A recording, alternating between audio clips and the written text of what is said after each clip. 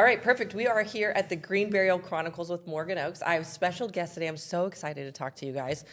Steve and Karen Nicola, and they are grief options, educators turned grief guides. So this is going to be a good one.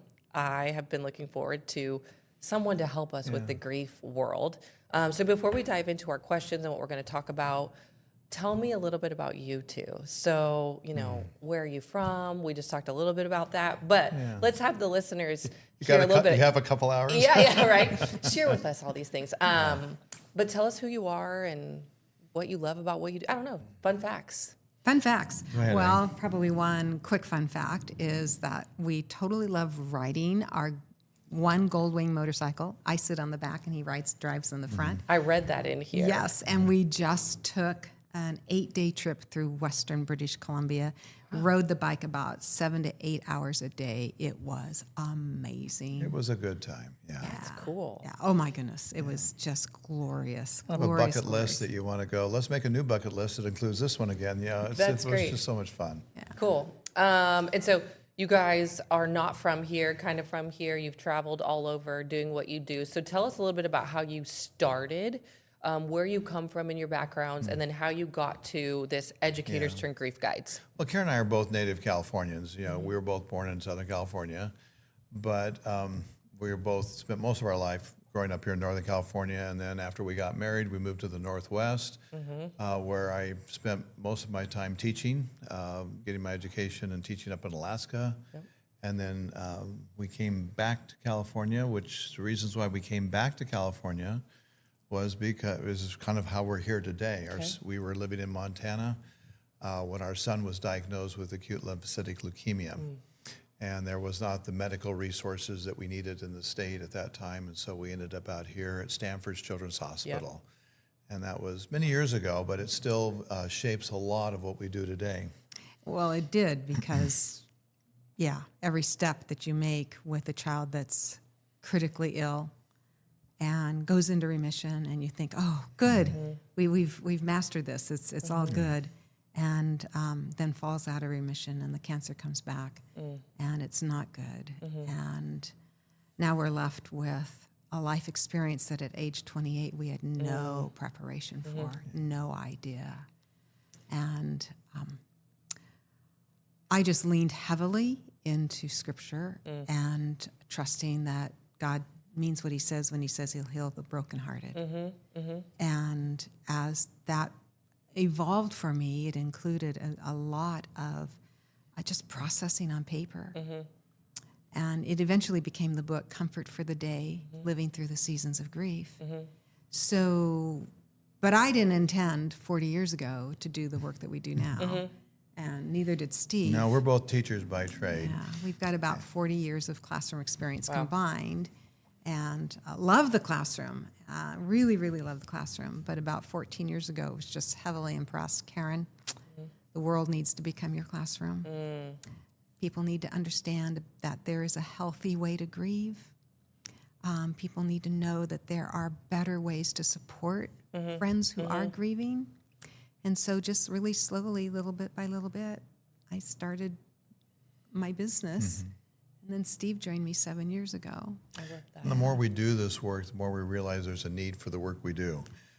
There's very few people that really do the kind of work we do. We wish there was more. Yeah. Because with grief and with death and dying, particularly, the nature of grief is it covers a lot of different categories. It's not just Causes. death. Yeah. It can be, we've worked with families who've lost their homes, like up in the Paradise Fire, right here in and locally in the fires here in the Bay Area.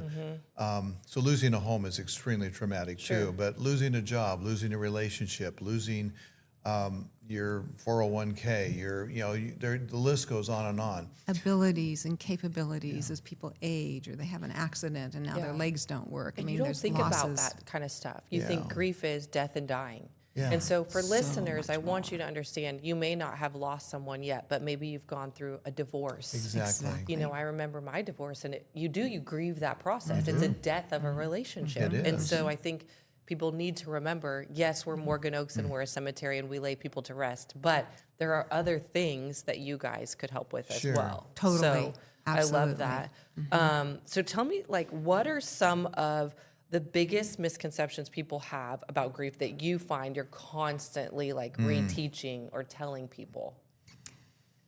Well, I think Yeah. people have this misconception that grief is just something to get over. And they can think that they can choose not to grieve, and there is no way that you can choose not to grieve. Your body is going to grieve. Now, the misconception is that, well, I can stuff it, I can drug it, I can deny it, I can drink it, I can shop it, I can do all these things to avoid embracing the feeling and the pain. And the culture says avoid pain at all cost. So since our hearts are broken and we hurt, and the culture only supports avoiding it or medicating it, then it's so sad because really the only cure for grief is to grieve and to grieve well. Yes. I've often said from a male, actually anybody who owns a vehicle, car, everybody has a maintenance program. You can never check the oil, the air in your tires. That's that person, and there's a person who checks their tires every time they get in the car, and they change the oil every 3,000 miles and are hyper vigilant about maintaining that car. We cannot choose to not grieve. Everybody will grieve. How they choose, how that pans out in the long run depends about what we put into that grief experience. So there's a saying that says, sorrow that has no vent in tears may make other organs weep. And so what we put off, what we stuff down, what we sweep under a rug, doesn't go away. It doesn't heal. It doesn't leave us a better person. And so we need to have that sorrow. We need to grieve that loss. We need to feel that pain. And pain and grief are not the enemy here. So once people get through that and go, oh, you're right. Pain really isn't the enemy. And grief is not the enemy. And so I'll step into that. I'll embrace that, and we get healing. The fear of the unknown is really the biggest thing, because grief, it's often said that grief is our response to a change that we didn't want.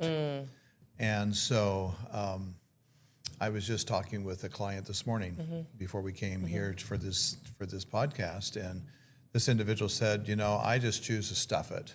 I just choose not to think about it, and I said, wow, how's that working for you? He goes, I'm still a very angry man, And so we're realizing that, we have some issues that we need to work through. There's some things that need to be addressed, some apologies that need to be extended, some forgiveness that needs to be received, that are hard to do when a person's not there. Yeah. This is a gentleman who's lost 2 wives, and that's a lot to deal with. And so when that happens, we need to be able to know how to step into that space and say, it's okay to feel the pain. If we break a leg, if it would seem silly to wait a few months before we went to the emergency room, right? Right. We can start healing right away. Yeah.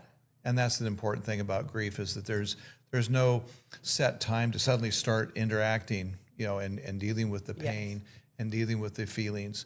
Those are all acceptable. Those are normal to have after a loved one has died. How we do that is where the work that we do.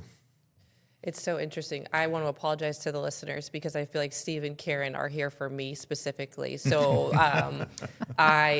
you guys can listen to it, but it's definitely, I've been through this. I've been through death with my dad unexpectedly 4 years ago. And then I was hit with a divorce right after, unexpectedly. And so for me, for the listeners, I want you to know, as someone who's been through both, I can tell you I'm a stuffer. And I was someone who would just work my grief out. So I would just show up day in and day out, and I would work day in and day out, and then I'd work at the gym. So I was constantly just avoiding it. Yeah. And someone said, what's best is you have to get uncomfortable and you have to release all of that. Right. And most of the world doesn't want to get uncomfortable. Yeah.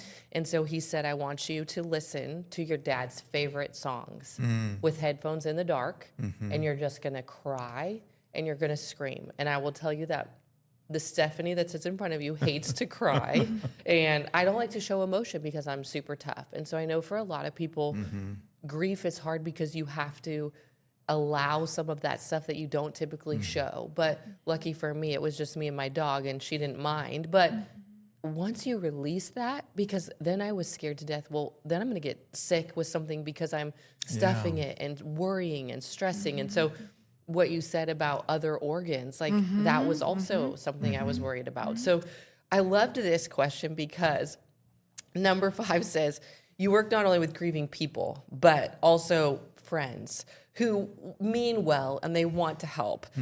What do supporters get wrong, even when their heart's in the right place? Because prior to me losing someone, I didn't know what to ask, how to help. And I think then people just like don't help. That's right. And then the person that's grieving is like, well, no one Isolated. cared about me. Right. No one checked on me. And it's because they don't know what to do. So talk to me about that too.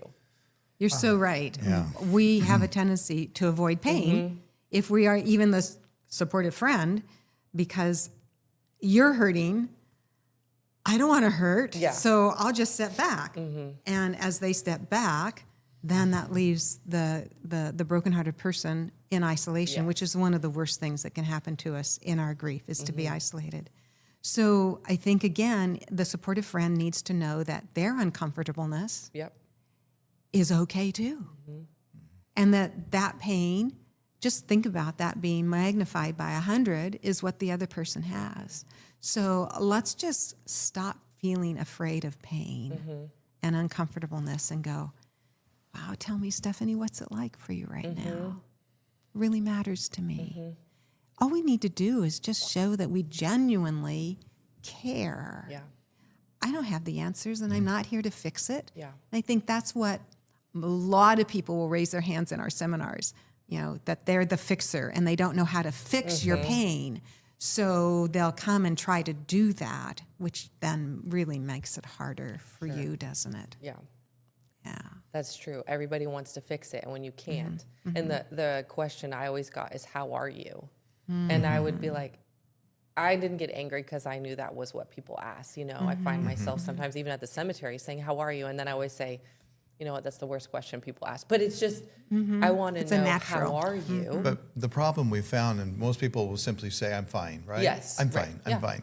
Why did they do that? Because what we have found, and we found it ourselves personally, is that many people would say it just as a throwaway term. Like, let's do lunch. Hey, let's get together sometime, let's do lunch. And it's never going to happen, right?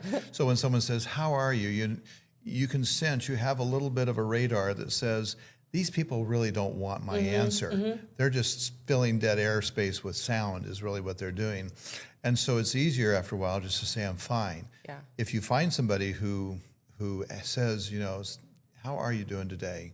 And I really want to know how your grief is today. And then they wait for an answer, and they're not just looking around or moving on. You go, well, this person probably really wants to know about my heart. And you feel safe so the idea is we as the supportive friends and family really need to be a safe place for people to have whatever emotions they choose to have. And like Karen said, it's not a matter of fixing their pain. Again, it's like if you had a broken leg and someone says, well, we're just going to stuff this thing full of morphine, and let's go out and run a marathon. We generally, most people I want you to feel better so I don't feel awkward. Yeah. You see, rather than saying you just need to feel whatever you need to feel, and I'm okay with that. And we have found, it was interesting, we had a friend who was well ingrained in their community, she and her husband. I mean, well known, even well known in their state. They had, they were movers and shakers. And not long after the husband died from cancer, we happened to be in her city on business. And we said, let's just stop in and see her. But I hope we aren't interrupting. She's probably got a ton of people there. And we came by the house. We said, we hope. And there was one person had just stopped by. We said, well, I bet you're just getting so many people coming and going. She goes, no, I haven't had anybody come by for a long time. And so we assume that people are going to have all these friends interacting. And the biggest thing is you'll see a lot, particularly if it's a well-known personality, please give us room to grieve, give us some space. That works up to a point. But if you were to talk to most grievers, we loved having someone call, tell me about your dad. You know, if they were to call you and say, I'm so sorry to hear that your dad has died. Tell me a little bit about what was his name and what was his favorite food. What's a favorite memory? You would be all over that, wouldn't you? Yeah. You see, and there's no we had people asking us those questions 2 or 3 days after our son died. It felt so cared for. And we never, people say, well, what if we say, our son's name was Dawson? We still, all these years later, love hearing his name sounded. You couldn't make me feel any worse by mentioning his name or bringing it up. Sure. And so a supportive friend or a family member actually is doing better by simply sitting there and crying with you. No words, just to sit there and just be. The firemen and policemen have figured that out a long time ago. It's just the power Of presence. Yeah. Yeah, I think what I told my friends after, I got through some of it, some of them were really good, was I just wanted someone to say, hey, thinking about you. There Hey, you go. I just wanted someone to say they were checking on Acknowledge. me. And, some of my girlfriends would call and be like, hey, did you see the latest episode of whatever? Just to I just wanted someone to call. Yeah. And I didn't need you to ask how I was. One of my good friends said, tell me about your dad. What was your favorite memory? And it was cool because it was like he had passed, and my biggest fear was that all the memories of him were going to Would go away, exactly. Yeah. And I loved that someone said, tell me about him. Even to this day, some of my closest friends would be like, hey, tell me about that picture. What'd you guys do there? What'd you love about that? And so it's not, you couldn't have asked me a wrong question. I just wanted someone to show me they cared. Conversely, another gift that a friend can give someone like yourself is, I remember a really funny thing that your dad did, or your dad did this really cool thing that nobody else knew, but I knew about it, and they share that thing with you, and to keep sharing a memory about the loved one who has died, the friend who died, or the parent, or whoever. When people all these years later we have very few people that remember our son because it was so many years ago. Yeah. But for example, we were down in Texas doing a seminar down there, and we were at a university, and one of the teachers in the School of Nursing used to be one of my 6th graders up in Alaska, who remembers when our son was born. Yeah. And remembers him toddling around the school that I taught at, because she was, and now she's in her 50s, and I'm dating myself, but anyway, it was so fun to see her. She says, I remember him. I remember Dawson. And we have very few people that we know that remember him. And so a gift is to bring a memory to the table. Absolutely. Oh, that's great. I love that. You're giving me ideas for the cemetery too, of things that are important, because I really want to create a space where not only do I know you, but I know your story. So I can walk around that cemetery and tell you almost a story about everybody there, but obviously that goes away at some point. So I'm like, oh, that's a good question. Okay, so you mentioned one of the most effective free tools is grieving well, right? We want to learn how to grieve well. We've talked a little bit about that. Why is that so powerful, and what does that even look like to grieve well? Well, grieving well means that we do embrace the pain, that we don't run from it, we don't deny it, and that we learn how to do what we call grief work. Okay.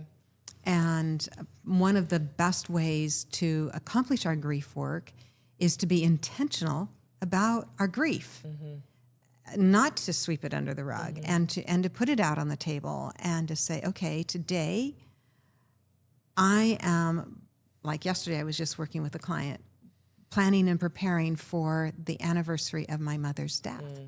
And what's that going to look like, and how's that going to happen? And so that intentionality. But in addition to that, that's just one example of how to be intentional. But there's a wonderful process of intentionality that we call pie sopping, and that's the tool. Okay. And pie sopping is a word that I've made up, and I'm hoping will be in the dictionary by the time I die. And it's spelled P-Y-S-O-P. AI gets it wrong every time. But P-Y-S-O-P is pie sop, and it is an acronym for Put Your Stuff on Paper. P-Y-S-O-P. Put your stuff on paper. So we tell our clients, stop writing, stop journaling. Do not do something that has an academic overtone, undertone. Everything about writing takes us right back into an academic setting. Just saying the word, we automatically think of an English teacher or alphabet letters on a board or a research paper for our last, doctoral dissertation or whatever it might be. But that all requires the keeping the rules of the written language. It all requires organization. It all requires, a beginning, middle, and an end. But my grief doesn't look like that. Nobody's grief does. Our grief is really messy and chaotic and unpredictable and random. And so how can I take this emotional experience of chaos and randomness and try to force it through an organizational experience? It can't. And so our clients just would look at us like, well, I'm not writing. Yeah. I'm not journaling. And I'm going, yeah, please do. And then I realized, no, don't do. Don't do that thing because they don't work. They don't fit. Yeah. And so pie sopping is we just kick out all the rules. There's no handwriting here. There's no spelling. There's no punctuation. There's nothing of that has to do with the written language. Okay. Instead, you just put your stuff on paper. And everybody's got stuff. We've all got stuff. And it can come out totally messy and random. It should reflect the emotional chaos that we have, the unpredictability. We might begin to put something on paper and all of a sudden it takes a left turn and we're off onto something else that we had not planned for. But it released what you were saying. It released that grief. It released that pain. It released the guilt, the regret, the shame, the woulda, coulda, shoulda's, and it gets put out on paper. See, society, we're in a very linear society. We like, A, B, C, or 1, 2, 3, from A to Z. We live a very linear life, Grief doesn't recognize that. And so for ourselves in our work, we don't ascribe to the 5 steps of grief that everybody hears about, the 5 stages of grief that Elizabeth Kubler-Ross, opinion many years ago. What she observed was actually true. She was observing people who had died, who had been given a death prognosis. You have terminal cancer or whatever, you're going to be gone in the next year or two. But that was good for people who knew they were going to die. Right. You would go then through shock, denial, anger, bargaining, and then acceptance, you see. But after you died, the people you left behind, were they going to go through those 5 steps? They might have some of those. Their grief is going to be all over the map, and it's going to be circular. It will come back. It'll come back. I remember talking with Dr. Ross's son, who still runs her foundation down in Central California, that says, my mother never intended for what she observed she observed thousands of dying people, and they kind of fell into this 5 stages. There's more. There can be up to 30, 40 stages if you really want to, but the initial 5 stages are pretty well known. Everybody gets that in Psych 101. But he said that's never what she had in mind. She was talking about people who knew they were going to die. But the people who are left behind, there's no roadmap particularly to say how it's going to be, how it works for you, for Karen, for me, or for anybody else. It's different for every person. And how long it lasts or what path it takes, we have to be willing to be patient and let that person find their way through it. Obviously with help, it helps to do that. But in terms of say, well, if a person says I was angry today and I think I addressed it, and then a month from now they're just really angry again because their loved one died, they're going, well, wait a minute, I thought I checked that one off a month ago. It doesn't work that way. And so once our clients realize that, big deep breath, it makes suddenly I'm free to grieve in my own skin. And that's the thing I think we like to help people, the listeners, our people who are watching this know that we need to be able to grieve in our own skin, and we need to allow others to grieve in their own skin too, in their own time and in their own way. Yeah, I think that's so interesting. The grieving, I thought it was going to look a certain way, right? Dad's going to pass. I'm going to have a couple of weeks where I'm really sad, and then we'll start to progress. And I remember, he passed, it was his birthday, Father's Day, and his death day. So all 3 land in the same month within 2 weeks or something crazy, right? And so I thought, okay, what's the next big thing that I have? Well, the holidays, right? Well, then there was like 4th of July, which is just a random holiday, but we always did something. He was around. it was Easter, it was Halloween. And I would tell my friends, this is so weird. Like this is dumb that I'm sad, but it was because he just wasn't around. Wasn't dumb though. It was just simply you're going through the normal process But I didn't of missing. expect Yeah. that. Right, And so right. Yeah. I didn't know what to do. One of the craziest things that I think people that are listening is it's okay. Certain things are going to pop up at really random times. I took my first trip and I got on the airplane and I got off, and the minute the wheels hit the ground, tears came. And it's because every time I would land for a work trip or any trip, I would say, "Hey Dad, I made it." You know, at 40 something years old, you know, I would say that. And he wasn't there to text. And I was with my mother-in-law at the time, and she said, "Just text him, because like, you know, he's not going to get it, but he sees you," you know? And so it was stuff like that where it was like, okay, I didn't know that was going to feel like that. And there was, you know, 2 years down the road, for listeners, I thought I would be done. There's even still moments now where I get emotional because I'm like, and I want people to know, and you guys probably teach people this, but from someone who's been through it too, there's probably going to be 10 years down the road where I'm going to think of him, and new things are going to come up. And it's okay to be sad and miss that person. It doesn't just stop and then you say, okay, now I can be okay. Yeah. Okay, since we're almost done, let's see. We're going to go back in. So the next thing I want to know as we get back in here, what is one thing you wish every grieving person knew? Wow. I don't know if I can make it one thing. I like the question, but there's often so many nuances. So if you don't mind, Go ahead. you don't mind, I would like every grieving person to know that they can heal in a really healthy, meaningful way that allows them to still love their missing person and embrace life. That they can know that there is hope for fully living life and healing from the very thing that life was never meant to give us, which was death and separation. But there is healing for that. So I think that's what I would like grieving people to know, is that it's not either or, it's and.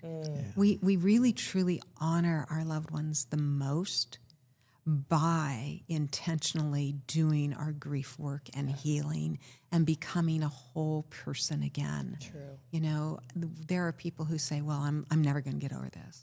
I'm never going to get over this. And I smile inside and I say, well, if you want to keep that attitude, that will probably be the result.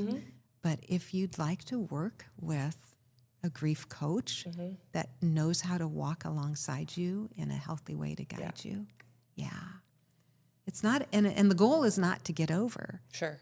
The goal is to still love, still remember, still honor, and embrace the new. And it doesn't happen overnight. No, it doesn't. No, but it's But there. embracing the new does not deny the love. See, so many people hang on to the. I've had men tell me over and over. I see it on the internet with a group that I'm on Facebook, and these grieving fathers are saying, I don't want to get over it because the pain tells me how much I miss my son or daughter, right? Yeah. That died. And I get that at one level, but is that really honoring their memory? Is that really honoring your life? And many of these, many people, we have other people who are still yet alive. Yeah. And they deserve our best. That's, yes. You see, and when we curl up in a ball and just go away all the time because of our grief for the person who's died, we find that a lot of the kids, the living kids, are going, well, what am I, chopped liver? Yep. And the parent just, I get that at some level, you see, but to just constantly hang on to the pain while you still have living people who are still deserving of your love and need your love, and you have enough love to go around. So you can heal, as Karen said, and still love your missing loved one, you see. They're not in opposition to each other. And if that was, I'm right along with Karen. If I could leave you with anything, it would be that you can heal and still miss and love your missing loved one, your loved one who's died. Those are not counterproductive. it lets us live life to the fullest then. And we don't know exactly what, people say, we should never be telling children, well, your mommy wouldn't want you to cry, or your dad wouldn't want you to be this. We don't know what they'd want. Right. But we do know that there's nothing wrong with living our best life in spite of the death of our loved one, and that we honor them best by living well. Wow. As the kids would say, that's a mic drop. Yeah. I think living your best life, and that's something I had to do, was look at it as my dad would want me to excel, not to Yes. sit and be sad. And Absolutely. someone once said to me, they said, you're not going to get over it, and it's not going to go away. It's just going to be different. Every year something is going to be different, right? And so, everything is different, but I'm not over it. Yeah. I'll never be over my Yeah. dad dying. I know it happens, and that's the circle of life, but I'm never going to be like, my Dave Brow who? Like that, and that's silly. right. So Yeah. I think that Steve, that was beautifully put. I think that living well in honor of my dad, I think of that and it's like, wow, you're right. I'm so glad I did all the work so that my dad could watch me above and be like, I'm so proud. Okay, so as we close up here, how can people find you? What do you offer them? What do you guys have? Well, We do have some videos, so you could show your books for the Right. video people. But Okay. also, how do they find you? Well, we have a book that was written many years ago, and it's still as current today as it was when it was first written. We're Great. in our third or fourth printing. And this is Comfort for the Day, Living Through the Seasons of Grief. And it's a grief recovery book. We used to call it a grief recovery journal, but we've changed that over the years. In No more fact, journaling. Yeah. Pie sopping instead. in fact, there's a whole chapter. We have a whole new There's section a in whole there about chapter, pie a whole sopping. chapter on don't write, pie sop instead. Okay. But this is a book that is designed to have people be able to respond with their grief on line pages. We tell this is not our story. This is going to become their story. The more and more they emote on paper, the more it'll become their story. And they can go back and say, oh, I've made some progress. I'm healing, Great. And so there's, it's written from a Christian context. Great. Not everybody comes from that context, but what we share with them is that the values and the issues that are suggested here are universal. In other words, loving well, loving your neighbor as yourself. Those are things that are biblical, but they're also universal. Sure. And we use people from all different backgrounds for our work that we do too. We just find that this works effective for a great number of people. And so we're not here to force a particular way of thinking or lifestyle for someone, but we find it works well for those who would choose to engage in it. And so there's a biblical text here. There's just a little bit of writing here that Karen has done to expand upon that, and then just some jump off lines, because a grieving person doesn't have the bandwidth to really think about, well, how should I respond to this? Yep. So there's a couple of questions here, and then they can respond here on the line pages. There's about 42 of these, and this book will talk to them about their emotional grief, their physical grief, and then responding on paper, the grief that they have in their heart. And there's lots of more pages in the back that will help them understand, where if they have more things they want to talk about, they've got pages here that'll help them do that. Pages will put poetry, pictures. It becomes their book. Yeah. This is not a coffee table book. We hope it gets ragged and dog-eared, and it's not a start to finish book either. Yeah. It's just one that, because what works today may not, you may see a topic that works for you for another time. Okay. So we have it in English, and then recently we just had it translated into Spanish. So Consuelo para el Dia is for our Spanish-speaking friends that we found there was not a lot written for the Spanish-speaking community. Yeah. And so this came out just a year or two ago, and we're getting good responses that it speaks well. This is not a word-for-word translation from our book. It is a thought-for-thought translation, translated by Hispanic individuals who had losses in their own lives, and so it was translated through the eyes of a grieving Hispanic individual, and so it gets it. And people who are Hispanic people who are using it, our friends and customers and clients that are using it, so that they get it. This works. That's great. So Very cool. we're happy to have those there. We also have comfort cards, where people, if you're a person that's wanting to support a person in grief, you can go to our website, which is comfortfortheday.com, And that there, you'll see in our store there cards of comfort. These are not Hallmark cards. Nothing rhymes. But it speaks specifically to the loss, whether it's a parent, a child, a spouse, or just a journal one for a friend.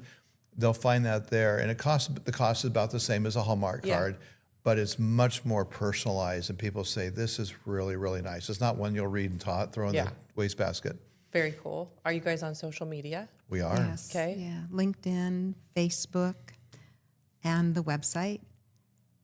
That's probably it. Okay. I don't attend to our Instagram page very well, so Okay. I'll omit that one. That's okay.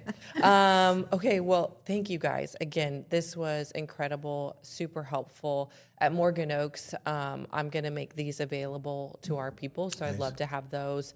And obviously your contact information and everything. So if you're a listener and you're like, oh, I didn't catch any of that, I have no way to gather that information, you can call me and I will relay it. But I have met with these two previously, and you guys, if I was going to recommend someone, I would recommend you, Oh, thank you, especially Debbie. after listening today. Yeah. So helpful, and being through what I've been through, I can't say enough for the listeners. Find someone to help you through the process. Even if you want to fight it, don't, because I promise you the other side is so much better. So everyone listening, thank you for listening. Walk gently, remember deeply, and celebrate the legacy of life. You can find us on Instagram, TikTok, Facebook, and YouTube. So thank you guys so much. Thank you for having us, You're Stephanie. welcome.